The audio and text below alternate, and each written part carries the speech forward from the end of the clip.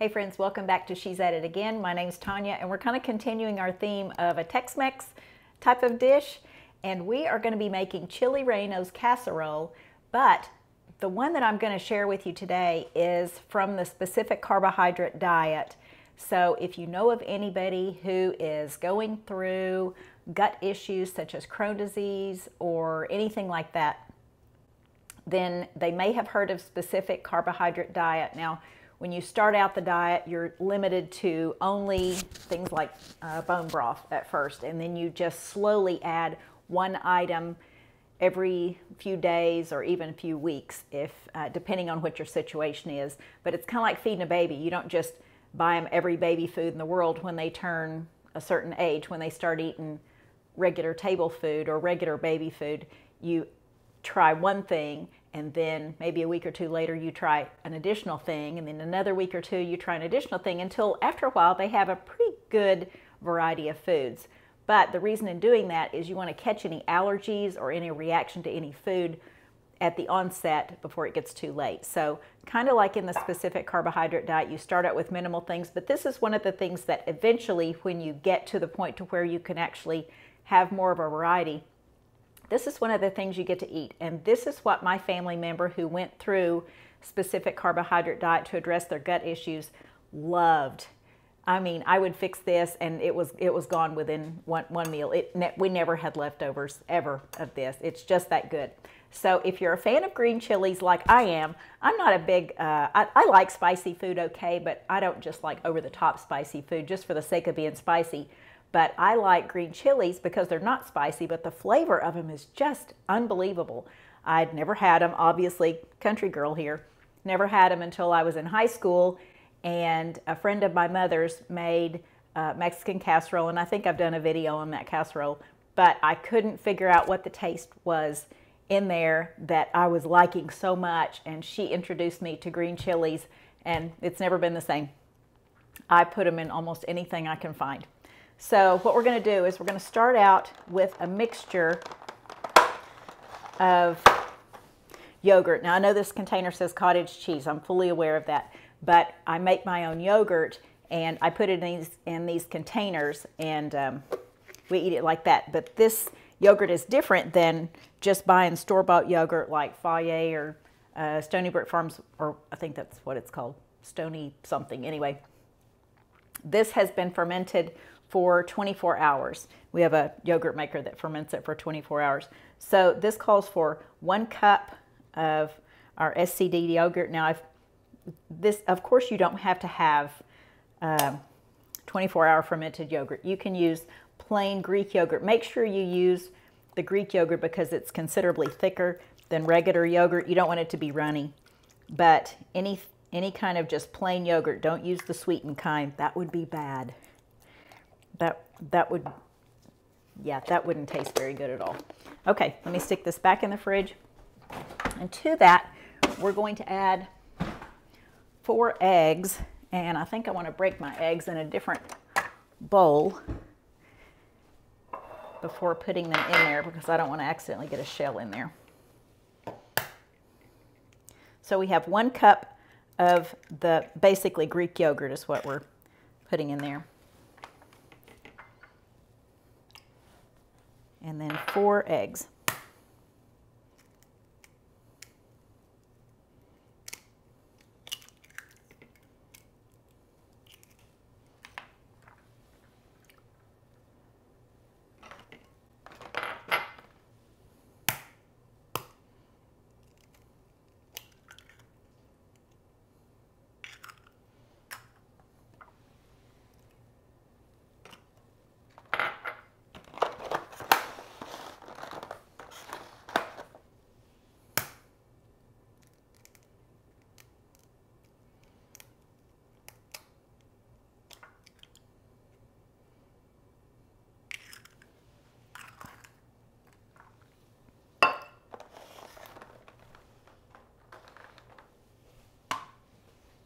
So we're going to mix this together and then we're going to set it aside. We'll be using it later.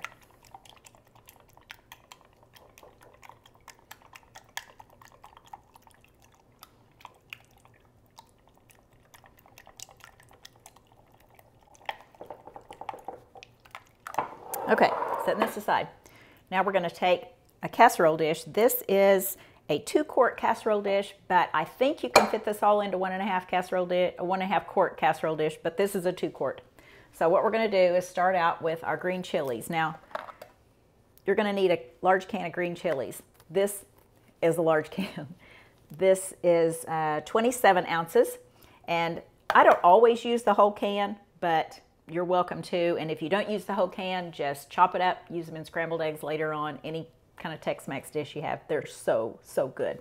We're going to take and layer our green chilies in the bottom of it, kind of like a lasagna.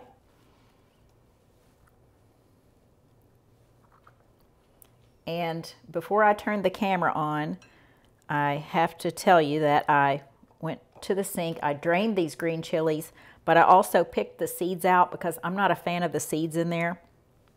They're just a little bit of a distraction for me, so I'd rather just not have the seeds in there. So I took the time to do that before I turned the camera on. All right, so we're going to put half the green, not quite half, but about half the green chilies in there. And then I have 1.5 cups each of cheddar and Monterey Jack cheese. So I'm going to put about half of the cheese in there. Maybe doing this in thirds, I don't know.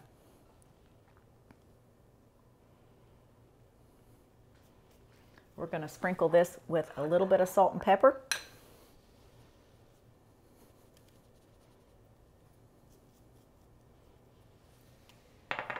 That's my little bit of salt.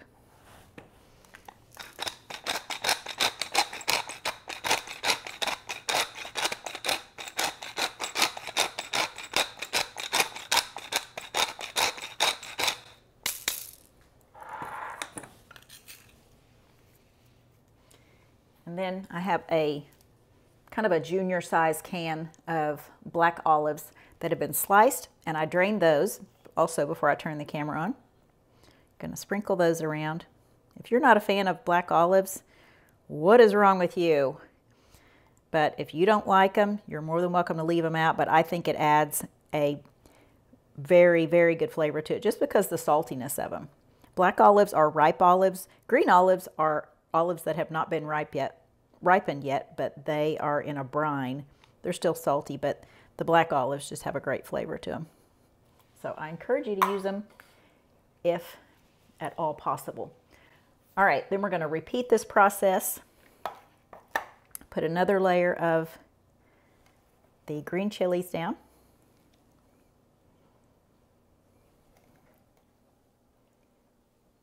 Oh, there's a seed I missed. Means there's probably another one lurking in there somewhere.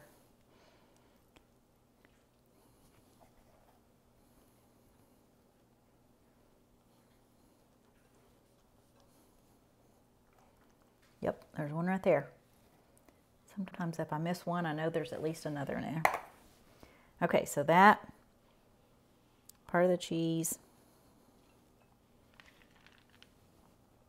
Again, this is Monterey Jack and cheddar, and it's about 1.5 cups, so that would be about 6 ounces of each. And olives in there again.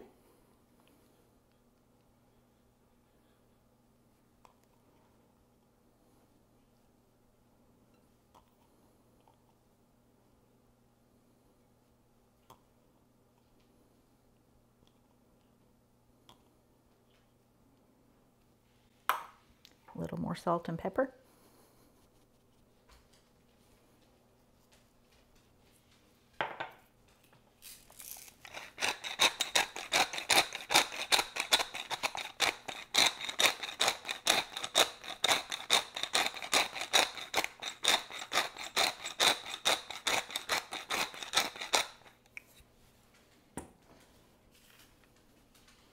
And let's see, do I want to put another layer in here? I think I will. I could actually put my eggs on it at that point, but since I have these in here, I'm just going to go ahead and use these.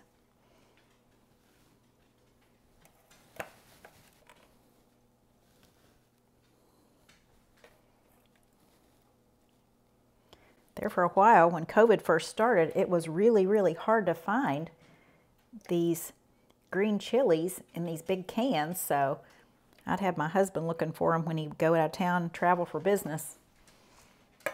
He was my grocery scouter.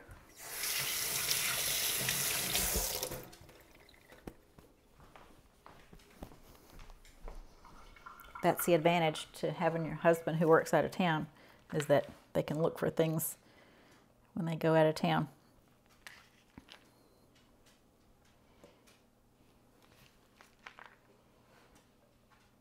Okay, we're going to put the rest of our cheese on here. So I guess really and truly we just divided our cheese into thirds, and not really divided, but just kind of sectioned it out.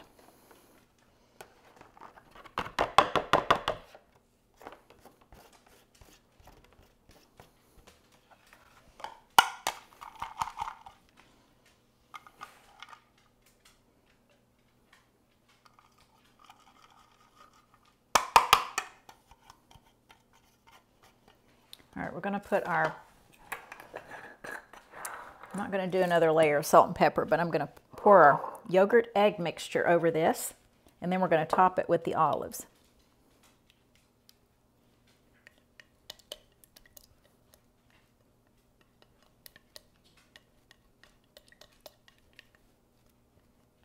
This is going to be so good. I'm looking forward to this. I'm going to serve this with the black bean and corn dip that we just made earlier. I just made it a while ago, but you'll see the video on a different day. But if you haven't seen it yet, then I would encourage you to look for that. And these kind of make a perfect meal. Just those two items. All right, spread the yogurt and egg mixture around. That's going to kind of settle into all the ingredients and bake in a 375 degree oven for 30 to 35 minutes. So we're going to top it with the rest of our olives.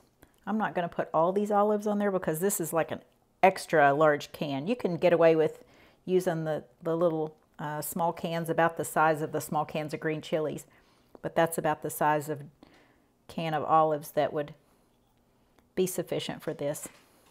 But I don't mind having leftover olives because I'll use them on a sandwich or something. They just add good flavor to a lot of things. Okay, set that aside. And we don't cover this, but again, we're going to bake this in a 375 oven for 30 to 35 minutes. So when it comes out, I'll let you see it. I'm going to chop up a tomato, and when this comes out of the oven, we're going to top it with the fresh tomato that hasn't been heated up or baked. So we'll be back in just a bit. You can see the final product. Okay, so here is our chili relleno casserole, and I'm going to be putting the tomato on there that I just chopped up.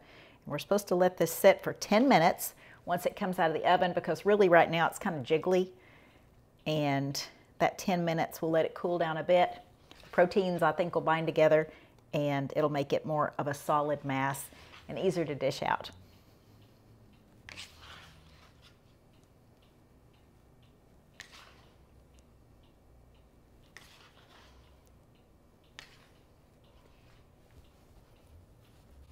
All right. There is our casserole. And we'll wait just a few minutes to eat it, but I wanted you to get a look at it.